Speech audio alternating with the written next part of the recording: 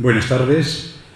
En primer lugar, en nombre del Real Instituto de Estudios Asturianos, muchísimas gracias por su asistencia a este ciclo de conferencias, en el cual hoy lo clausuramos, este ciclo dedicado al presente y futuro del mundo forestal asturiano, en el cual pues hemos visto y hemos repasado todos aquellos problemas y necesidades actuales y futuras del mundo forestal de Asturias. Se ha analizado también en profundidad la mejora de la productividad de los cultivos forestales, la innovación en los productos procedentes de la madera del castaño, esta madera de este árbol, de nuestro árbol, es autóctono, evidentemente, y también en el desarrollo de las herramientas cartográficas para tener unas bases científicas para tomar decisiones en este ámbito forestal. Como ya dije antes, hoy finalizamos este ciclo con aplicaciones de los sensores remotos en la caracterización de los ecosistemas forestales, que será presentada y realizada por Elena Canga, Líbano, y por lo tanto cedo la palabra ya a mi compañero Juan José Mangas para que haga la presentación de la conferenciante y del contenido de la misma. Gracias, Tomás. Buenas tardes y gracias por vuestra asistencia. Gracias a Elena por la disponibilidad y el tiempo en poder estar aquí con nosotros y participar en este ciclo con una conferencia que no me cabe duda que va a ser de gran interés por las nuevas tecnologías que se están aplicando con la geomática en el ámbito forestal. Elena es ingeniera de montes por la Universidad de Santiago y doctora por la Universidad de Oviedo. Trabaja en el CETEMAS, en la Fundación CETEMAS en el Carbollín, en desarrollo forestal sostenible, y coordina el grupo de geomática y de aprovechamiento y logística. Y en concreto trabaja en la toma de datos LIDAR y también en sensores pasivos, que como explicará a lo largo de la conferencia, pues este tipo de tecnologías nos van a ayudar, entre otras cosas, a partir de ya los propios ubicación de sensores in situ, los sensores remotos y de los trabajos de campo, pues pueden facilitar la monitorización y la cuantificación de las producciones y predecir la evolución de los ecosistemas. Y en concreto el uso de estas tecnologías de georreferencia y de sensores pasivos para captar información de las biomasas, utilizando diferentes plataformas, aviones, satélites, drones, pues nos van a facilitar mucho, como ella explicará, en el conocimiento de las patologías y de la salud de los bosques y de los montes, cómo está afectando la crisis climática a estas masas forestales de los cultivos, evaluando la biodiversidad y la productividad, cuantificando recursos y por tanto un montón de información que se puede obtener a partir de estos sensores. Todo ello vinculado hacia el cumplimiento de los objetivos de la Unión Europea en cuanto a economía y medio ambiente desde el punto de vista de la sostenibilidad y de la digitalización del sector. Toda esta área de geomática y de aprovechamiento y logística está enfocada a poder trabajar en proyectos de I+D+I que faciliten la gestión de los recursos naturales y la planificación territorial, que es un tema especial y muy importante para poder tener un territorio organizado, productivo y que produzca bienestar a las gentes y a la naturaleza. Y sin más, pues tienes la palabra, Elena, y muchísimas gracias. Pues nada, bueno, muchas gracias al Real Instituto de Estudios Asturianos, a Juanjo y a Tomás por la oportunidad de presentar nuestros trabajos en esta tarde. Bueno, aunque esta es la última charla de un ciclo de conferencias que el RIDE ha invitado a la Fundación CETEMAS, presentar también el centro muy brevemente para aquellos que sea el primer contacto con nuestro centro. Es un centro tecnológico que es una fundación sin ánimo de lucro, privada, constituida en el año 2009 por iniciativa de un grupo de empresas y también del Gobierno del Principado de Asturias, ¿no? El objeto final de este centro tecnológico, como del resto de centros tecnológicos, es precisamente pues, dotar de una infraestructura, apoyar al Principado, apoyar a las empresas para el desarrollo de una actividad investigadora, de innovación, de desarrollo, de conseguir que el sector forestal o el sector primario también en algunos aspectos pues se desarrolle, las empresas vayan también creciendo y pues en toda la cadena de valor monteindustria, es decir, desde la plantación o el cuidado o la gestión de los bosques hasta el uso de los productos del bosque, ¿no? Pues en temas del uso de la madera en estructura, en nuestras edificaciones, etc. Como ámbitos de actuación, y ya acabo con la presentación del centro, tenemos 5 ámbitos principales: en producción forestal sostenible, en organización y planificación forestal, en el área de geomática, que va a ser en el área en el que me voy a centrar, en construcción y materiales sostenibles, con la construcción en madera, que es una actividad que cada vez está en auge, ha vuelto, ¿no? a recibir la importancia que tiene, ¿no? Y finalmente un área de bioproductos, pues el uso de biomasa o de otros bioproductos en diferentes, no solamente en temas energéticos que todos ya conocemos, sino en otros temas, ¿no? Bueno, aunque os voy a hablar del uso de sensores remotos, es importante primero que hagamos una breve descripción de por qué son importantes los ecosistemas forestales, ¿no? Realmente es algo que todos somos conscientes de esa importancia, ¿no? De la fuente de biodiversidad. En cuanto al cambio climático, saber la importancia que tienen los bosques como sumideros de carbono, ¿no? Como ese almacenamiento de carbono para compensar las emisiones de otras actividades o el uso de combustibles fósiles, y por lo tanto estas masas forestales son imprescindibles en la lucha contra el cambio climático, ¿no? Que cada día también somos más conscientes, la población, ¿no? De la importancia de estos cambios que se nos avecinan y de cómo tenemos que trabajar para frenar este cambio climático, ¿no? Luego también es muy importante como fuente de recursos económicos y sociales. A veces tenemos el concepto del bosque, ¿no? Yo lo veo también que en los colegios el concepto de bosque es algo, naturaleza que no se puede tocar, es malo cortar un árbol, es malo hacer las cosas sin planificación, ¿no? Es malo, pero la madera u otros recursos forestales es un recurso renovable, es un recurso sostenible. Es un recurso que tenemos que saber gestionar, que hay que planificar el territorio para saber cómo y dónde hay que hacerlo, ¿no? Tenemos una riqueza excepcional en Asturias en cuanto a espacios naturales protegidos. Evidentemente la gestión forestal ahí tiene que ser otra, ¿no?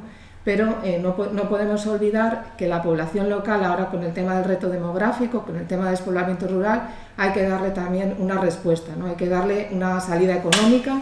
Y por lo tanto también el saber que esos recursos económicos y sociales, de recreo, de esparcimiento, son también un valor muy importante de los bosques, ¿no?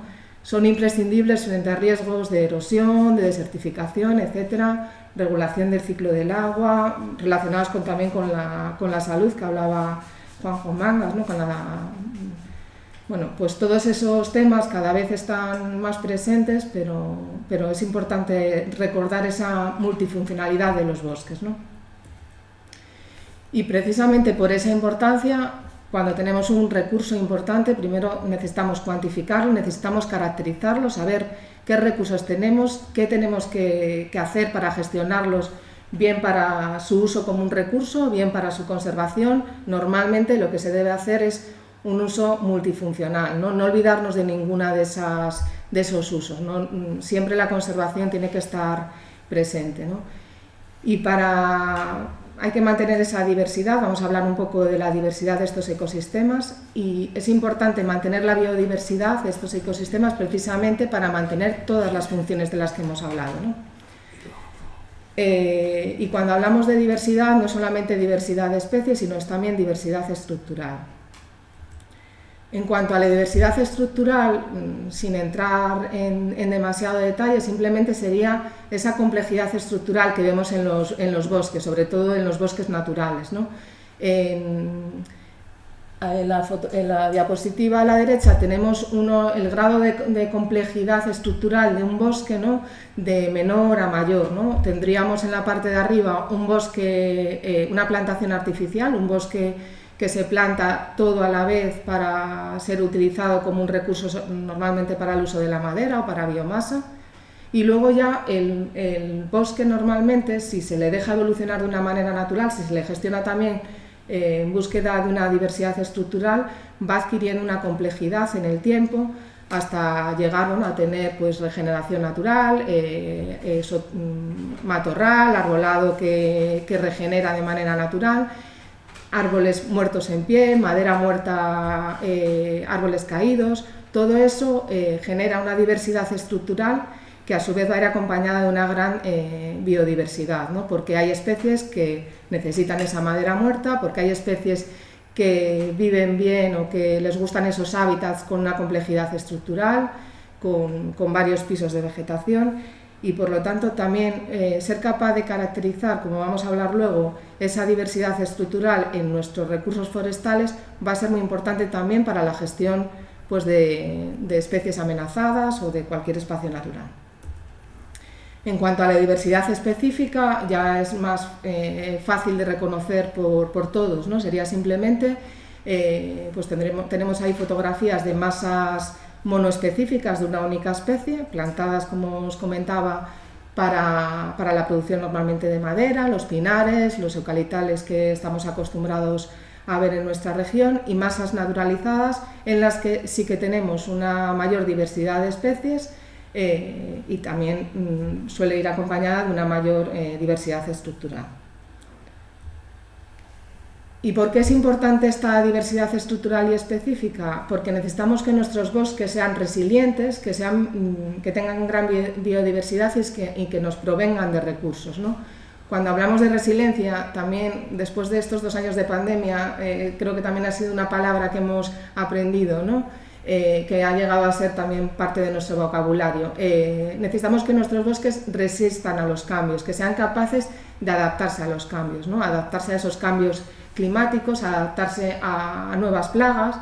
Pues ahora tenemos un mundo muy globalizado y eso también significa movimiento de madera entre continentes, con también muchas veces la presencia de nuevos insectos, de nuevas plagas en nuestras masas forestales, ¿no? Por lo tanto, una masa forestal, un bosque que sea más diverso, va a ser capaz de adaptarse mejor a cualquier agresión, ¿vale? Tenemos una especie que sea sensible a una plaga, si es una plantación de una única especie, no va a ser resiliente, ¿no? La biodiversidad, hemos hablado ya de ella, y de los servicios ecosistémicos, que también es una palabra que ahora mismo ya está en auge en los ambientes más técnicos o políticos. Sería cualquier servicio que el bosque, de estos servicios que hablábamos, de estas funciones que el bosque nos da, ¿no? Desde la producción de madera, producción de frutos silvestres, calidad de aire, recreo, etc. Cualquier servicio que nos ofrezcan los bosques va a ser aumentado, o sea, se enriquece con esa diversidad estructural y específica de los bosques. Pero siempre, a mí me gusta hablar de que hay que gestionar el territorio, no se puede... O sea, tenemos que planificar, tenemos que conocer nuestro territorio y podremos gestionar el territorio diferente en la cordillera que en la costa, diferente en la propiedad pública que en la propiedad privada. Tenemos que pensar que nuestros bosques aquí en Asturias muchas veces son bosques de propiedad privada y por lo tanto tenemos que gestionarlos teniendo en cuenta al propietario. No se puede pensar que es un bien común, también es un bien privado y por lo tanto la gestión tiene que ser las directrices políticas que se hagan sobre los bosques también tienen que pensar en esa propiedad, ¿no? Evidentemente tiene un valor ecológico que tiene que estar presente, pero hay que buscar el equilibrio. Y el equilibrio muchas veces se busca gestionando no a nivel de un bosque que consigamos esa diversidad estructural, sino en base a gestionar el paisaje, ¿no? Conseguir gestión específica en determinadas zonas, en aquellas zonas que sean propicias para las diferentes funciones. Y toda esta pequeña introducción sobre la importancia de los bosques, sobre sus valores, sobre su diversidad, como os comentaba, necesitamos cuantificarla, necesitamos saber medir. ¿Cómo se hace tradicionalmente el inventario forestal? todavía hoy en día a través de herramientas que nos sirven para medir el diámetro, se denominan forcípulas, pero son como un calibre, herramientas como los ipsómetros para medir la altura, muestreos destructivos que cortan los árboles y para ajuste de ecuaciones pues de biomasa, estimaciones de áreas foliares, pues hay multitud de herramientas para la estimación de variables forestales. Las de la izquierda, diámetro y altura, son variables típicas que se utilizan por las empresas de madera o cuando un propietario quiere vender su madera para cuantificar cuánto volumen tiene en su bosque, ¿vale? ¿Esto ha desaparecido? No, no desaparece, ¿no? Nos proporciona estimaciones realistas, pero nos proporciona estimaciones realistas para obtener en una superficie pequeña. Hacerlo en superficies grandes es muy caro, precisamente porque lleva mucho tiempo. ¿Qué nos ofrecen las nuevas tecnologías? Pues nos ofrecen muchas posibilidades, en algunos casos que sirven para sustituir estas técnicas tradicionales y en otros casos para complementarlas y para extender lo que mido en un territorio pequeño a nivel regional, ¿no? O a nivel mundial incluso. Para eso nos servimos hoy en día de los sensores remotos, y los sensores remotos pues es simplemente un equipo que nos permite recolectar la información que necesitamos, los datos, pero a distancia, sin estar físicamente presentes. ¿Qué es un sensor remoto? Todos hemos utilizado sensores remotos, la fotografía es un sensor remoto, ¿no? La fotografía nos ha servido para estudiar la evolución, pues bueno, aquí pongo de Oviedo, una fotografía hecha en el año 34 desde la torre de la catedral, ¿no? Posteriormente ya se empezaron en el año 57-58, hubo ya un vuelo del ejército americano sobre toda España y ya son fotografías que, como veis, son totalmente cenitales sobre el territorio y nos permiten medir sobre ellas, ¿vale? No es una simple fotografía que podemos tomar con cámara, sino que nos permite, por ejemplo, medir la superficie, no se ve muy bien, pero en la parte, a ver si esto me funciona aquí, está el Campo San Francisco, pues podríamos estimar la superficie, medir todo con precisión. Esto es un sensor remoto y este es el inicio de actividades relacionadas con la geomática, ¿vale? Y luego pues tenemos ya fotografías actuales que nos permite pues ver el crecimiento de la población, ya tenemos color, incluso tenemos imágenes que no son visibles, digamos, de partes del espectro visible que no son visibles para el ojo humano, pero que nos dan información, pues por ejemplo, de la vegetación, ¿vale? Que va a ser un poco de lo que hablamos. Pero esto es un sensor remoto, no es nada más allá. Pero hoy en día, aparte de las fotografías aéreas, tenemos otras plataformas, además de los aviones, ¿no? Tenemos los satélites, tenemos los aviones y hoy en día está ya bastante generalizado el uso de drones. Los drones en una tecnología barata, ya nos los regalamos en los Reyes Magos a los niños, pues los que utilizamos para la planificación del territorio ya son bastante más caros, tienen otros sensores, pero realmente es la misma idea. Y en cualquiera de estas plataformas pueden instalarse multitud de sensores. ¿Qué tipos de sensores vamos a utilizar? Va a depender un poco de las necesidades del objetivo del estudio, ¿vale? De qué queremos conocer, ¿vale? Va a depender también de la resolución espacial. Hablamos de resolución espacial, evidentemente, cuando trabajamos con datos de un satélite, tenemos una información de todo el territorio, incluso mundial, pero en la nitidez, por decirlo de alguna forma, la resolución espacial no es la misma que puedo tomar con un dron que se vería hasta el coche que está aparcado en una carretera en un cruce. Vale, entonces, dependiendo de la extensión superficial que necesitemos analizar, de esa resolución espacial y del tipo, de la tipología de datos que tome el sensor, vamos a elegir una plataforma u otra o un sensor u otro, ¿no? Es un tema un poco técnico y bueno, voy a intentar no perderme en términos muy técnicos, ¿vale? Al final, lo que queremos es gestionar el territorio con todos los datos que nos puedan aportar y que hoy en día tenemos fácilmente disponibles, ¿no? datos tomados desde aéreos, ¿no? Desde satélites, desde aviones, desde drones, combinados con los datos que hemos tomado en campo y que nos aportan otra información complementaria. Y hoy en día también se utilizan sensores, pues, por ejemplo, de humedad del suelo, de la radiación que puede llegar al interior de un bosque, y toda esa información se completa y se complementa para conseguir caracterizar, para conseguir representar el territorio y obtener la información que necesitamos. ¿Con qué objetivo? Con el objetivo de gestionar correctamente ese bosque, ¿no? Tenemos, sin entrar en demasiado detalle, sensores pasivos que realmente no emiten ningún tipo de radiación, sino que recogen la radiación reflejada por los diferentes tipos de superficies, por ejemplo, por la vegetación, por un edificio, etcétera, la radiación reflejada del sol. Esos serían sensores pasivos, ¿no? Y tendríamos sensores activos que sí emiten una radiación. Vamos a hablar mucho de un sensor láser, del LIDAR, pero también tenemos el radar, que también tiene cada vez mayores aplicaciones, que emiten una radiación y a la vez reciben la radiación reflejada por ese objeto, ¿vale? Entonces vamos a ver también que nos suministran diferente tipo de información. Bueno, trabajando con satélites, la revolución desde el año 2000 ha sido realmente importante, porque ahora cualquiera podemos entrar en la página, pues, de la NASA, o en este caso de la Agencia Espacial Europea, y descargarnos datos de satélite gratuitos de una resolución bastante buena.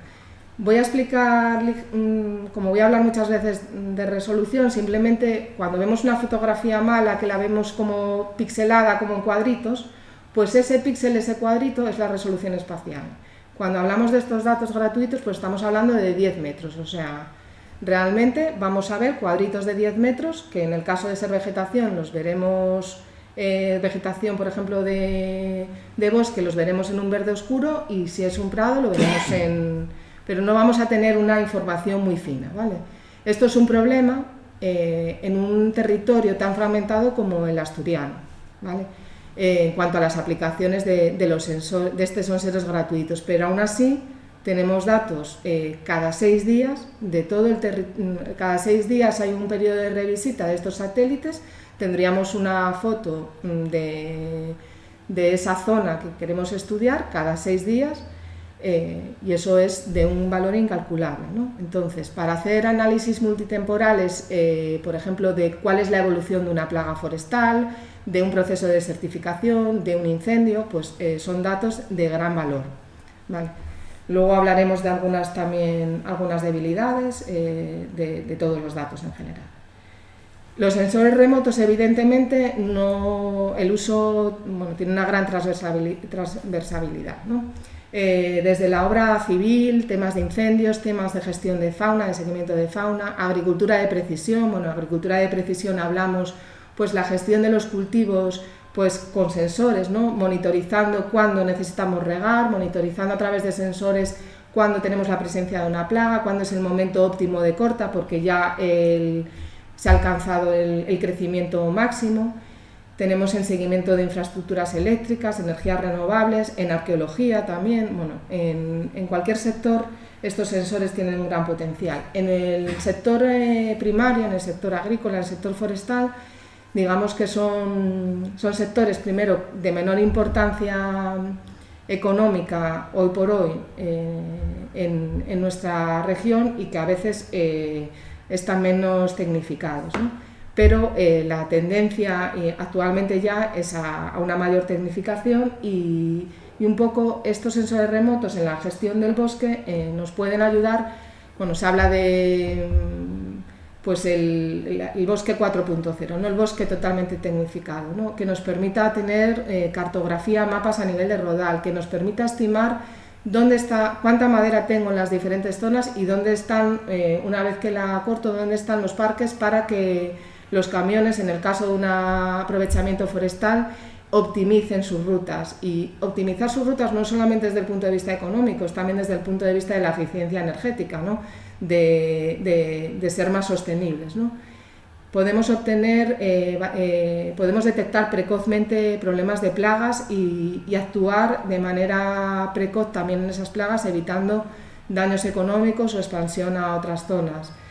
Podemos tomar decisiones, al final cuantificar, lo que nos permite cuantificar y caracterizar y tener cartografía y mapas, lo que nos permite al gestor es tomar decisiones sobre aquellas áreas de mayor valor ecológico, de mayor valor productivo, y tomar decisiones con todos los datos disponibles, ¿no?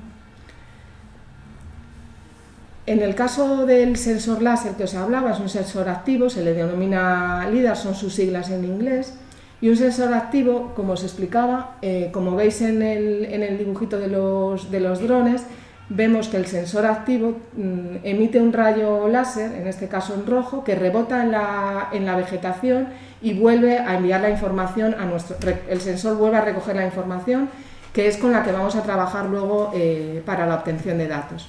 El sensor LIDAR tiene un gran valor en la vegetación porque penetra en la vegetación. Una fotografía solamente tienes una estimación de la cubierta forestal. Si hubiese, por ejemplo, unos restos arqueológicos por debajo del arbolado, no se verían. Con un LIDAR sí, porque como traspasa la vegetación, conseguimos representar el suelo, conseguimos representar arbolado intermedio, como veis en esa... Realmente son nubes de puntos y vemos pues el estrato arbóreo principal, dominante, y una vegetación de menor tamaño, ¿no? Y esa vegetación, la posibilidad de caracterizarla o de saber que está presente, nos puede ayudar en la gestión de la biodiversidad, como luego comentaremos, ¿no? Bueno, estos sensores LIDAR tienen un procesado complicado. Hay universidades, nuestro centro también, pues que están desarrollando tecnología y herramientas para procesar estos datos y obtener resultados. Al final esto es muy visual, pero lo que necesita un gestor forestal es saber pues qué volumen tiene en esa masa forestal, o si esa masa forestal tiene una continuidad vertical en temas de, por ejemplo, de incendios, de riesgo de incendios, si tenemos mucho combustible en las capas inferiores que puede ayudar a la expansión de los incendios, por ejemplo. Entonces, realizar mapas más allá de esta visión en 3D del bosque va a ayudar a esa toma de decisiones con múltiples objetivos, ¿no? Aquí veis también una nube de puntos en 3D de un bosque de aquí de Asturias, tomado con dron. La cámara que tenéis ahí en la presentación es un sensor LIDAR que emite un rayo láser y que vuelve a recoger la información que se refleja en la vegetación, ¿vale? En este caso pues tendremos otra aplicación de otro tipo de sensor láser. Este sensor ya no es aéreo, el otro estaba montado sobre un dron, este va montado sobre un trípode. Lo vemos también, por ejemplo, pues en levantamientos topográficos, etcétera.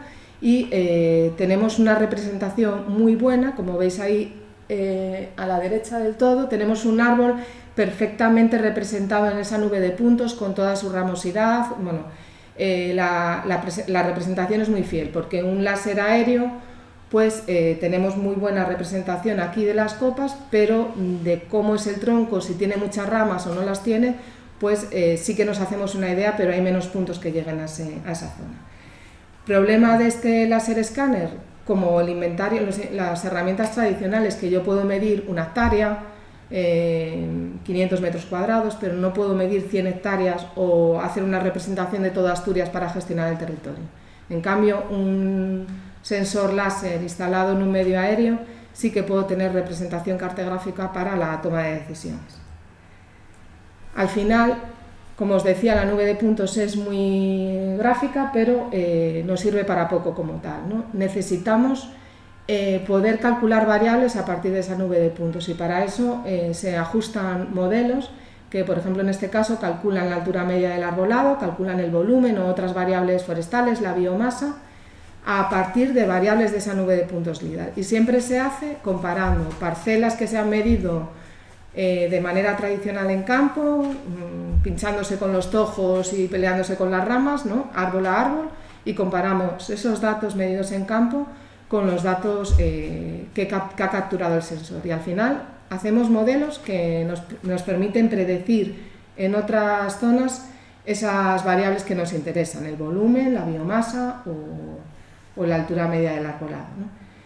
Al final podemos tener mapas de esta manera, ¿no? Aquí, por ejemplo, tenemos a la izquierda tenemos un modelo digital de copas y al final nos están diciendo, por ejemplo, que las zonas más oscuras tienen alturas entre 25 y 30 metros y las zonas intermedias entre 10 y 15 metros. ¿Qué nos sirve esto? Se ven también un poco esas formas redondeadas, son las copas de los árboles. Cuando alguien tiene ese mapa, tiene una representación muchísimo más fiel de la variabilidad que te puedes encontrar en el bosque, ¿no? Cuando haces una parcela forestal, pues mides aquí, pero no puedes medir toda la superficie, que igual son 50 hectáreas. Aquí ves que pues, tenemos una pista, ves algunos claros, porque los bosques no son uniformes, ¿no? Y también son herramientas que generan datos numéricos para que el gestor luego pueda tomar decisiones, ¿no? Pues, por ejemplo, pues el volumen, los metros cúbicos, o que en este caso es un monte de en torno a 4 hectáreas, ¿no? Y con un volumen de madera de 600 metros cúbicos. Pues al final estas herramientas se están empezando a utilizar para la compraventa de madera, que hasta ahora, y todavía sigue siendo un mundo un poco de desconfianza, donde el propietario no sabe cuánta madera puede vender y tiene que confiar en lo que le ofrecen, ¿no? Y bueno, pues esto al final ofrece métodos de inventario donde realmente se puede cuantificar con un error de un 5%, que es bastante adecuado para ese tipo de gestiones, pues el error, ¿no? Y este tipo de trabajos, bueno, se han hecho una herramienta, un visor con la Xunta de Galicia para la gestión de los bosques por parte de los funcionarios, de los técnicos de la Administración de Galicia, ¿no? Bueno, que no voy a entrar mucho en ella, a ver si soy capaz.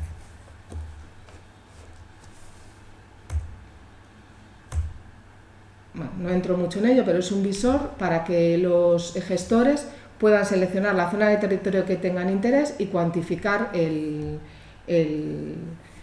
arbolado o temas de detección de plagas. Incluso esta herramienta tiene un módulo para en las zonas de población, las zonas de alrededor, las franjas, se tienen que mantener limpias, hay normativa para mantenerlas limpias de vegetación por problemas de incendios forestales, pues esta herramienta te cuantifica y le dice al técnico qué zonas son prioritarias, por ejemplo, de limpieza, ¿no? Y se basan en tecnología LIDAR. Aquí, por ejemplo, podéis ver un corte también de una zona de pinar en Tineo, ¿no? Y al final son herramientas que están empezando a utilizar también la administración, pues para planificación de infraestructuras, de vías de saca de madera, cuando son pistas que se abren de manera provisional para sacar la madera, estimación pues de esas variables de interés. Estos datos, cuando se toman con sensores montados en un dron, tienen tal precisión que nos permiten incluso detectar la presencia de los árboles individuales y cuantificar el volumen, esos recursos a nivel de árbol individual, ¿no? Tenemos en esa imagen en blanco, en grises, ¿no? Cada copa con un puntito en rojo sería el lápice, la punta del árbol, ¿no? Y esa punta del árbol tiene un dato de altura, además, podemos saber la altura de cada árbol individual, ¿no? Y a partir de ahí reconstruir y caracterizar nuestros bosques. Aquí veis también un ejemplo con datos tomados con los drones. En el centro, en estos últimos años nos hemos ido equipando con sensores y con drones para que nos permita tomar datos y trabajar con empresas o con otros centros de investigación o universidades, pues en el desarrollo metodológico también. Y aquí veis esas nubes de puntos LIDAR ya asignadas cada punto a diferentes árboles y puedo hacer análisis de densidad. Esto en este caso es un pinar también en Tineo. Podemos individualizarlos, realizar medidas sobre cada árbol, ¿vale? Evidentemente todas las mediciones por inventario tradicional o inventario con estos sensores tienen sus errores. Pero la ventaja también de estos sensores es que puedes tomar información y puedes repetir las mediciones, digamos que son unos datos que tú trabajas en laboratorio. Muchas veces cuando vienes de medir en campo, ha llovido, bueno, no sé, o has apuntado mal y dudas si es un error o realmente el dato que tienes ahí es certero, ¿no? Pues esto permite la revisión de datos, ¿no? Podemos separar lo que es matorral, lo que son copas. Esto es muy interesante para el tema de prevención de incendios, de caracterizar nuestro territorio para la prevención de incendios y incluso para la gestión de incendios, ¿no? Que la gente que trabaja en la extinción de incendios sepa qué tipo de combustible tiene, porque realmente parece que es algo que deberían de saberse, ¿no? Muchas veces no hay ese conocimiento del territorio y, bueno, en primer lugar es peligroso para la gente que trabaja en el territorio y en segundo lugar es poco eficiente y hace que la extensión de los incendios en muchos casos también sea mayor por ese desconocimiento del territorio. Bueno, os voy a ir enseñando ejemplos sin entrarnos, en este caso no son nuestros, este creo que era canadiense, pues una cartografía con detección de árboles muertos y de especies arbóreas de interés, como veis, detectando árbol por árbol, ¿no?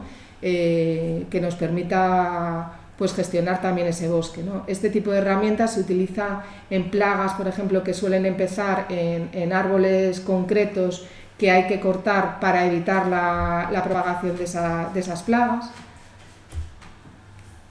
Estos datos LIDAR que os comentaba, como consiguen penetrar en la vegetación, podemos ver diferentes tipos estructurales, ¿no? Pues por aquí vemos pues zonas de un dosel arbóreo, de un estrato arbóreo alto, con también una vegetación de matorral también alta, o en la derecha pues ya zonas de matorral muy bajo y también con una altura del arbolado bajo, ¿no? Entonces, conseguir diferenciar y caracterizar pues diferentes tipos de estructura van a ser realmente importantes, por ejemplo, para el tema de incendios forestales, para el tema incluso de gestión de recursos, ¿no? Aquí vemos que el dato LIDAR también me caracteriza muy bien esa estructura. Y esto es importante, por ejemplo, para ver la distribución potencial de especies, ¿no? Pues sabemos que muchas especies, aquí tenemos dos ejemplos, pero muchas especies tienen querencia por determinados hábitats, ¿no? Poder caracterizar esos hábitats, esos bosques, nos va a permitir favorecer, por ejemplo, determinados, por ejemplo, en el caso del urogallo, especie amenazada, pues favorecer, gestionar el bosque buscando precisamente esas estructuras que son preferidas por el urogallo o incluso la búsqueda de ejemplares, ¿no? A veces hay especies muy conocidas y que se hacen un seguimiento, o especies de mamíferos que se hacen un seguimiento muy individualizado, pero en otros casos el estudio de especies lo primero que necesitamos es localizar cuáles serían esos bosques en los que podrían estar presentes, ¿vale? Otra aplicación sería la detección de plagas y enfermedades forestales. Hemos trabajado con el Principado de Asturias en la detección de plagas de eucalipto, de pino, plagas que, por ejemplo, como la banda marrón, que han acabado con muchos de los pinares del País Vasco y que también han llegado a nuestra región y se están extendiendo, ¿no?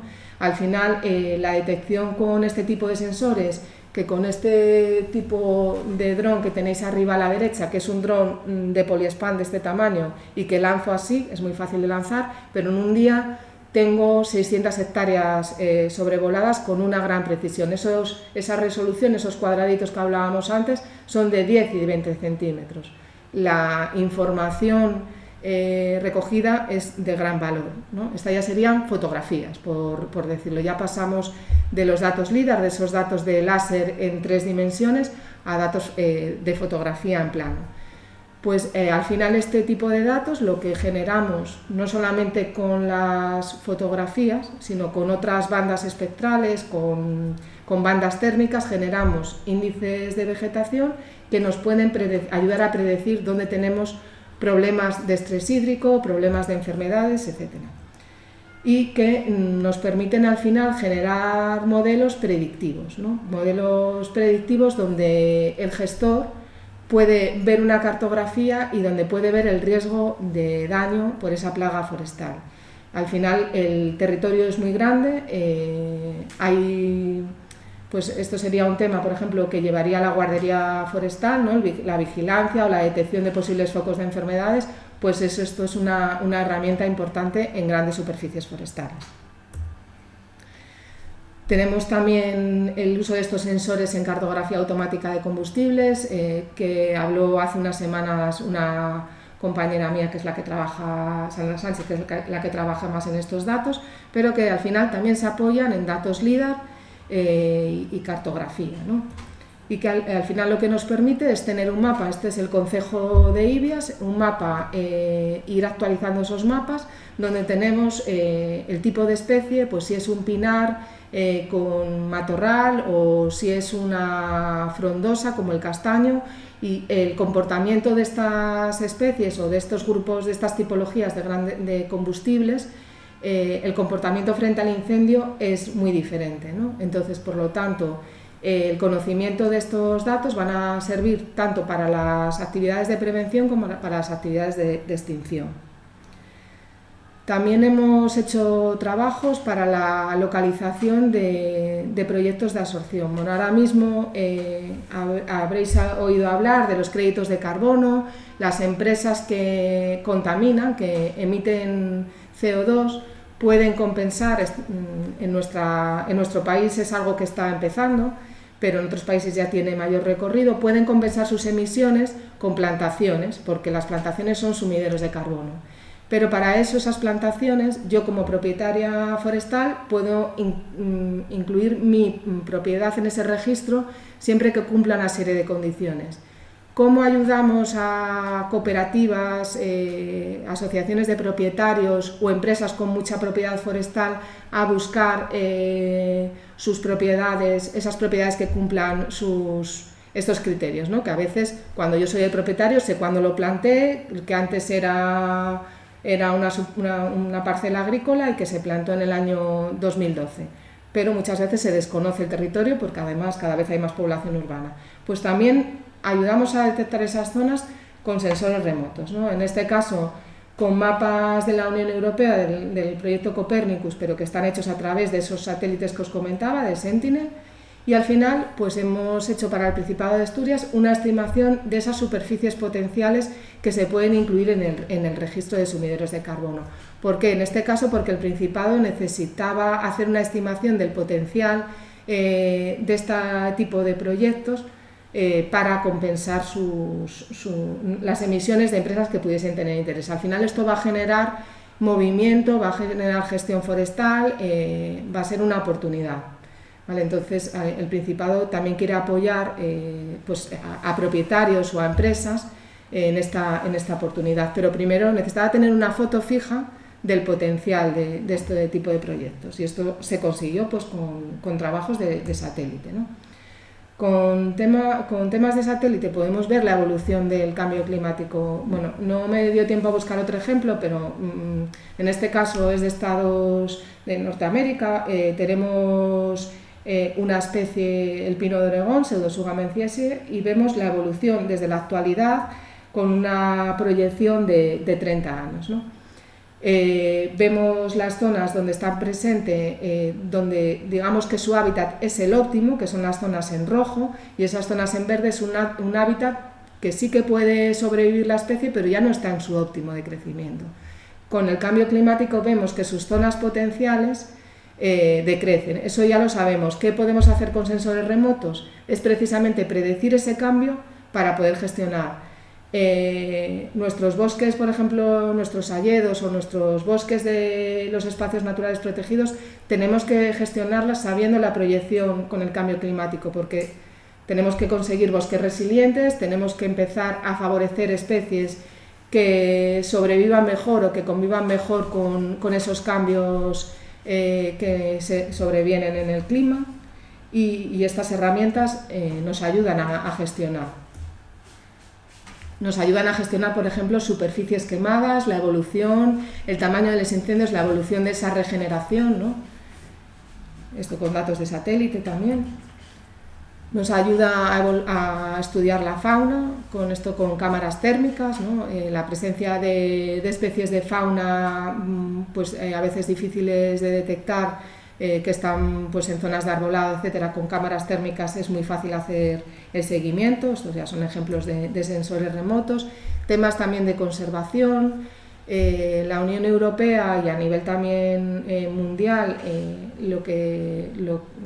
al final lo que sabemos es que no se pueden conservar porciones del territorio, ¿no? Tenemos que hacer una gestión integral del territorio. Tenemos que conseguir que esas zonas que sí que tienen un mayor nivel de protección estén también conectadas, precisamente porque si hay un problema, si tenemos un incendio en una zona de espacio natural, que por ejemplo la fauna se pueda movilizar, y para eso necesitamos analizar la conectividad ecológica. Los sensores remotos, en concreto los satelitales, nos permiten ver esa evolución, ver que realmente pues, tienen zonas boscosas para conectar diferentes espacios naturales. Nos permite también ver la evolución pues, de humedales, ¿no? de diferentes zonas, ¿no? Pues en este caso pues sería esa delimitación de zonas de humedal mediante imágenes de satélite. Pues, en un parque nacional como Doñana, que pues, es realmente muy significativo a nivel de España, a nivel de conservación, pues se ha analizado y se utilizan los sensores remotos para muchas cosas, pero entre otras para ver precisamente cuál es la evolución de los humedales, ¿no? Y analizar las posibles causas de esas pérdidas, ¿no? De esas pérdidas de superficie por acción humana, por acción directa humana, por ejemplo, de agricultura, o por el cambio climático. Al final, estas son herramientas que luego el gestor o el técnico, el que conoce realmente el objeto de estudio, el bosque o el humedal, es el que puede tomar las decisiones, pero son herramientas transversales. Podemos también ya usos mucho más prosaicos, ¿no? De calcular, por ejemplo, superficies desbrozadas o metros de pistas abiertas para control de obras forestales. O sea, las obras forestales a veces son difíciles de gestionar o de controlar por parte de la administración. Con el uso de drones es muy sencillo, ¿no? Se abarata y al final la administración no tiene, en muchos casos, o por lo menos en el asturiano, no tiene suficientes recursos humanos para hacer un control de esas obras, ¿no? Y Europa pone dinero y también obliga a hacer control. Estas herramientas son óptimas para los controles de obra forestales, agrícolas o civiles. Para temas de cartografía de infraestructuras, las líneas eléctricas necesitan limpieza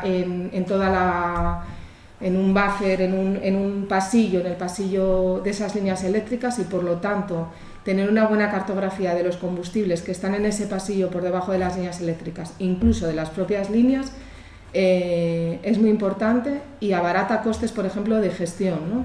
Porque normalmente lo que hacen las compañías eléctricas es periódicamente limpiar esas zonas. Cuando realmente una zona que tenga un eucaliptal al lado, en 3 años podemos tener muchos problemas de combustible, mientras que en una zona de robledal no vamos a tener esos crecimientos y no va a haber esa problemática. Por lo tanto, podemos en algunos casos acortar hacer mantenimientos más cortos en el tiempo y en otros casos alargarlos, es decir, gestionar y ser eficientes, ¿no? Esto sería un poco el mismo tema de cartografía de infraestructuras, con mapas de riesgo de en qué zonas actuar, cartografías de infraestructuras viarias. Todo esto lleva detrás algoritmos de procesado, que son lo que realmente nos dedicamos en el centro, ¿no? Aunque tenemos drones, nuestro trabajo viene para el desarrollo de herramientas automáticas que luego la empresa o la administración, el usuario final, pueda sacar su mapa de riesgo, su mapa de volumen de la masa forestal, sin necesidad de procesar o de tener un conocimiento profundo de estos sensores. Aplicaciones como la de arqueología que os comentaba, porque aunque esos restos arqueológicos están debajo de arbolado, podemos hacer un modelo 3D con simulaciones, etc. Pues temas también de movimiento de tierras, de agricultura de precisión que ya os comentaba, pues para determinar el vigor o el estrés hídrico de de las plantas para determinar en qué zonas regar o con qué periodicidad debo de regar, porque al final va a depender de las condiciones climáticas. Incluso, pues, algún día igual lo veremos, ¿no? Que Amazon reparte con drones, no sé si quiero verlo, pero sí que se están aplicando productos fitosanitarios para control de plagas con drones, aunque es verdad que la legislación del uso de drones en Europa es muy restrictiva, ¿vale? Hay que volar a una altura baja, no se puede volar cerca de una población, bueno, tiene una serie de restricciones que hace que para determinados usos no sea viable. Otras aplicaciones como mantenimiento de infraestructura, ¿vale?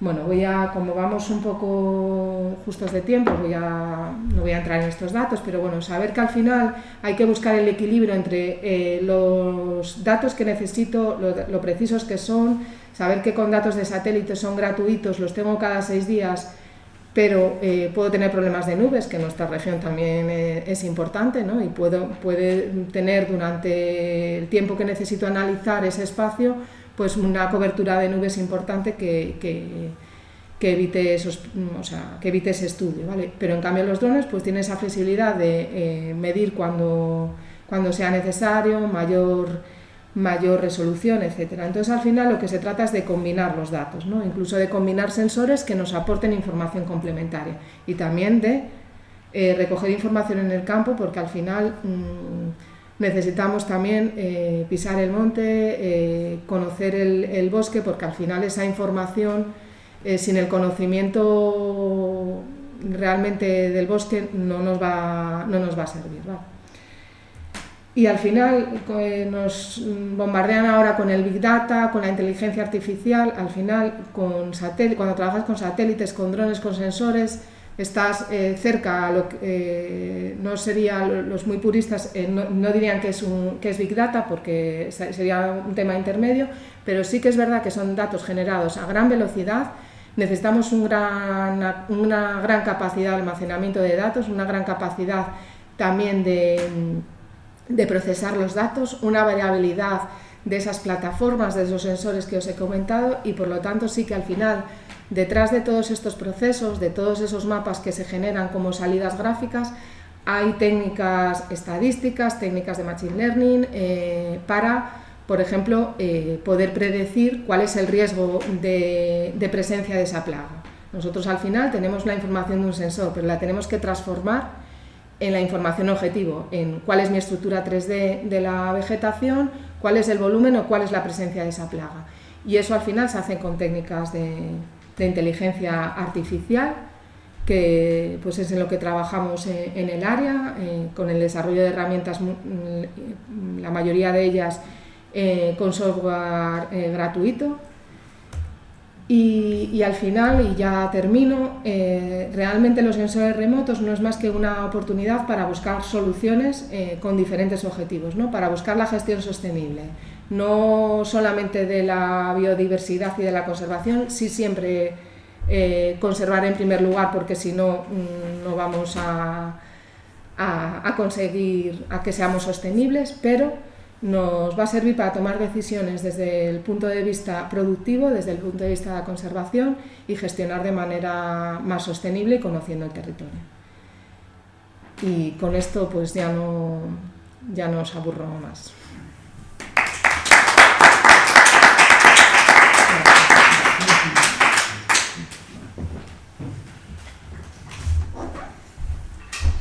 Bien, es el momento de... Gracias, Elena. ¿Alguna curiosidad, pregunta que quieran formular? Yo quería preguntarte, teniendo en cuenta todos estos medios que existen ahora, ¿cómo está el conocimiento de la masa arbórea actualmente en Asturias? Bien, a ver, a nivel del conocimiento de la masa arbórea, a nivel forestal, productivo, etcétera, a ver, el Ministerio lleva ya muchos años haciendo un inventario forestal, tenemos cartografía, cada vez hay más datos gratuitos y tenemos un buen conocimiento de la masa forestal. Problemas, que estas tecnologías que se han utilizado hasta ahora son a nivel nacional, por lo tanto pues tenemos un desfase, por ejemplo, tenemos datos líder gratuitos, pero del año 2012, pues estamos en el año 2022 y acaban teniendo, pues hay muchos cambios en el territorio, desde incendios hasta cortas, que es verdad que hay hay margen de mejora, ¿no? Pero, y sí que quizá yo diría que tenemos más conocimiento de lo que son los datos de volumen, de biomasa, más que datos igual estructurales, que también tienen mucha importancia, ¿no? Y datos, por ejemplo, de combustibles forestales para incendios, empieza a haber, pero hay mucho por hacer.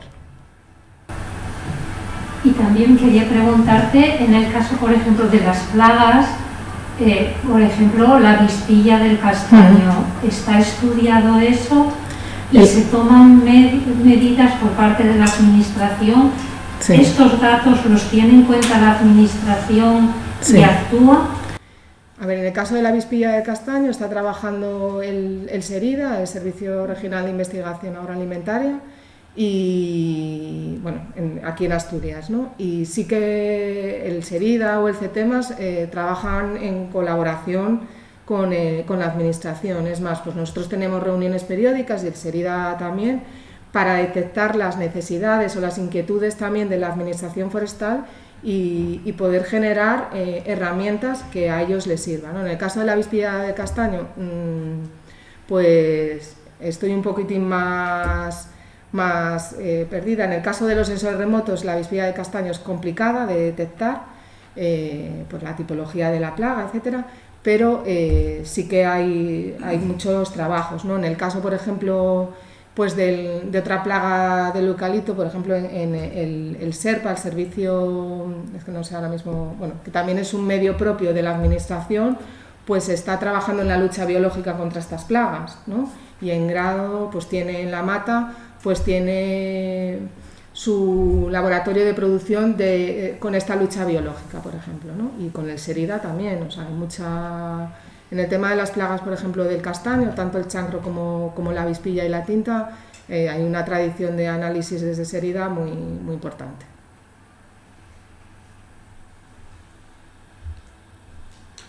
Bueno, en primer lugar, quisiera felicitarte por la exposición tan amena y profunda que has hecho sobre este tema, que tiene muchísima trascendencia desde el punto de vista económico y también ecológico. Y solamente quería hacer una precisión conceptual, porque se están mezclando conceptos distintos que, aunque son importantes ambos, habría que distinguirlos perfectamente. Una cosa son los bosques y otra cosa son los cultivos forestales. Sí. Evidentemente, tienen funciones distintas, evidentemente, tienen orígenes distintos y pueden ser tratados de igual o de distinta manera. Cuando hablamos de aquí, en este territorio del norte de España, de pinares o eucaliptales, ya no digo castañales, estamos hablando de cultivos forestales creados por el hombre. Sí. Cuando hablamos de bosques en general, bosque en sentido estricto, son ecosistemas forestales que es donde el hombre no ha intervenido casi nunca, cuando ha intervenido lo ha hecho bastante mal, y en algunos casos lo que se quiere, la intervención en los bosques tiene que ser una intervención de conservación y también, evidentemente, de producción, porque un bosque, igual que un cultivo forestal, puede ser productivo, sí. Y busca esa producción. Pero yo creo que hay que distinguir perfectamente entre cultivos forestales y bosque en sentido estricto. No podemos hablar de que los pinos y nuestros eucaliptales son bosques, son cultivos. Sí, lo que pasa es que al final siempre tenemos totalmente de acuerdo, ¿no? Y al final aquí he intentado dar una pincelada, pero luego tenemos, por ejemplo, el bosque de castaño, que sí es un bosque, pero es un cultivo realmente, ¿no? Bueno, quiero decir que hay funciones que son comunes, ¿no? Y otras, y evidentemente, yo creo que al final un poco lo que yo intentaba explicar, que tenemos que conocer la estructura forestal, bien sea de un cultivo, bien sea de un bosque, con una gestión totalmente diferente, ¿no? Pues un hayedo sí ha tenido un cierto aprovechamiento, pero evidentemente el hayedo hay que gestionarle con otro objetivo, ¿no? Yo sí que, bueno, creo que la gestión forestal sí que se pueden gestionar incluso esos bosques, ¿no? Buscando el objetivo final, que es la conservación y etcétera, ¿no? Pero sí que es verdad que que en un caso, en ese tema de estructura, que arriba del todo había una masa totalmente coetánea, la gestión es totalmente diferente y el objetivo, aunque se pueda simultanear algún objetivo, porque al final esos cultivos forestales sí que cumplen la función de sumideros de carbono o otras funciones, pero la gestión es totalmente diferente, evidentemente. Volviendo al tema que has mencionado y que me interesa muchísimo, porque creo que es un árbol muy importante para estos territorios, el castaño. Sí. Has hablado, evidentemente, hay cultivo de castaños, evidentemente. ¿Desde cuándo? Pues desde que vinieron los romanos. Sí.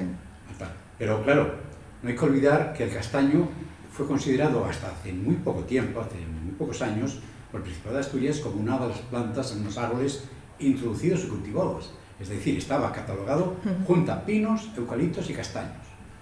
Ahora ya se sabe que el castaño es un árbol autóctono, evidentemente, los datos polínicos lo demuestran, sí.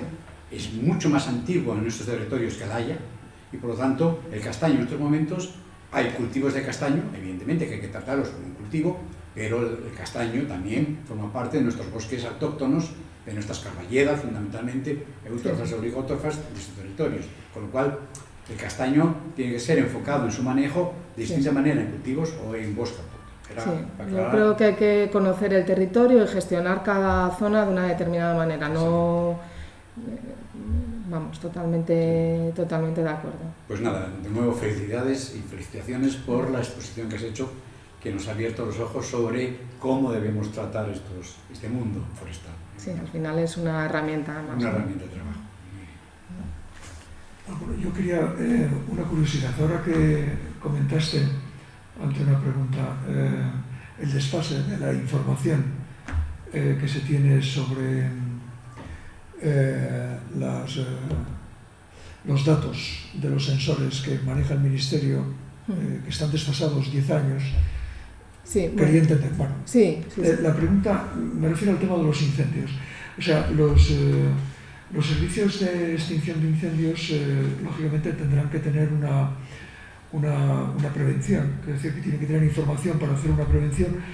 ¿Quiere eso decir que hay un desfase en la información para que estos servicios de extinción puedan gestionar mejor la prevención de incendios o no es tan fácil de concatenar estas cosas? Bueno, a ver, primero la gente que se dedica a extinción aquí en Asturias no será la misma gente que se dedica a la prevención. La prevención a nivel administración la realizan los técnicos de zona y entonces los técnicos de zona evidentemente conocen su territorio, pero herramientas como esos mapas de combustibles sí que les facilitaría la gestión del territorio, porque al final es difícil un ingeniero forestal que gestione 4 municipios, pues esa visión global para planificar esos trabajos de prevención, la cartografía, los mapas, pues ayudan, ¿no? En el caso de la extinción, pues a veces el que va a extinguir el incendio no es una persona que trabaje en la zona y sí que entendemos, y bueno, y además trabajamos con el SEPA, ¿no? Con el 112, porque son herramientas que les facilitaría, ¿no? Estas herramientas de mapas de combustible sirven incluso para simular cómo se comportaría un incendio, ¿no? Entonces, el conocimiento, el poder simular hacia dónde iría el incendio o dónde es más peligroso, qué zonas tengo que proteger.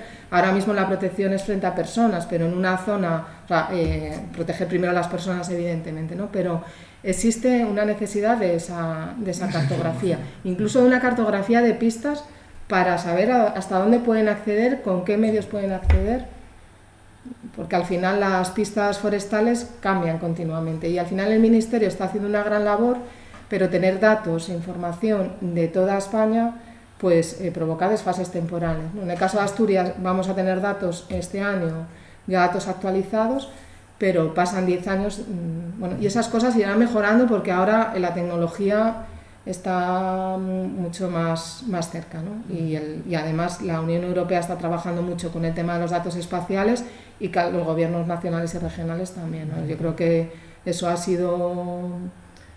tenido un auge muy importante estos últimos años, pero el crecimiento todavía va a ser mucho mayor, ¿no? Muy bien, muchísimas gracias. ¿Alguna pregunta más? Pues nada, Elena, muchísimas gracias por la exposición. Me sumo a lo comentado por Tomás, que ha sido muy amena, muy ilustrativa y por tanto felicidades. Gracias.